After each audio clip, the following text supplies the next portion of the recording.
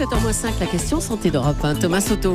Quand les globules rouges se font rares, c'est l'anémie et son cortège de problèmes pour la santé. Bonjour Dr Kierzek. Bonjour Thomas. C'est quoi exactement l'anémie ? Alors, c'est la baisse anormale du taux d'hémoglobine. L'hémoglobine, vous savez, c'est fixé sur les globules rouges et ça permet de transporter l'oxygène jusqu'aux organes. Et donc quand vous avez une diminution de cette hémoglobine ou une diminution du nombre de globules rouges, il y a les deux choses sur l'analyse de sang, eh bien vous avez peut-être une anémie. Bon, ça se repère donc basiquement par une prise de sang, j'imagine. Une numération, formule sanguine, c'est un des examens les plus couramment pratiqués, c'est une prise de sang et vous allez voir un chiffre, généralement en dessous de 13 grammes chez l'homme, 13 grammes par décilitre ou 12 grammes par décilitre chez la femme de taux d'hémoglobine. Eh bien c'est la définition de l'anémie et peut-être avez-vous des symptômes quand vous parlez... C'est quoi alors ? C'est la fatigue ? Oui, quand vous parlez de coup de pompe, alors ça dépend de la sévérité, de la profondeur de l'anémie et ça dépend aussi de la vitesse d'installation. Plus c'est lent, plus c'est chronique, plus votre organisme va compenser et s'habituer. Mais une anémie sévère se manifeste par un coup de pompe, une asthénie, une fatigue persistante, des palpitations et une pâleur cutanéo-muqueuse. Forcément, il y a moins d'hémoglobine, moins de globules rouges, donc vous êtes un peu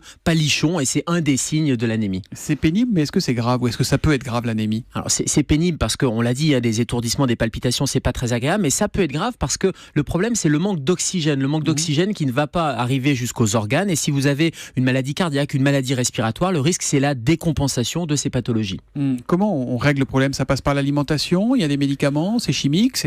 Tout dépend de la cause. Il y a deux grandes causes d'anémie. Il y a l'anémie centrale, c'est-à-dire vous n'arrivez pas à produire des globules rouges ou de l'hémoglobine. Alors, ça peut être un problème d'alimentation, une carence en fer, qui est la principale cause d'anémie. Et là, oui, ça passe par l'alimentation. L'alimentation n'est pas forcément en épinards. Vous savez, Popeye qui mangeait des épinards vrai, pour avoir du fer, c'est pas forcément vrai. Et les aliments les plus riches en fer, c'est plutôt la viande rouge, le boudin, les lentilles qui sont très pourvoyeuses de fer. Et puis, si c'est insuffisant, votre médecin va vous prescrire en comprimé du fer qui va permettre de pallier cette carence en fer. Et puis il y a des carences en vitamines aussi et je pense aux gens qui sont végétariens par exemple, avec un régime végétarien équilibré, ça peut provoquer des carences en vitamines ou en fer. Et puis il y a la deuxième cause qui est la cause périphérique et une des grandes causes c'est le saignement, l'hémorragie. Alors si vous avez une hémorragie, un des risques c'est l'anémie, mais ça peut être une hémorragie à bas bruit qui passe inaperçue et juste on est le matin au petit déjeuner, attention aux buveurs excessifs de thé. Le thé empêche l'absorption du fer et peut causer des anémies. Et reprenez donc un café et revenez nous voir demain matin à 7h-5 pour la question santé. Dr Kierzek, à demain. À demain Thomas.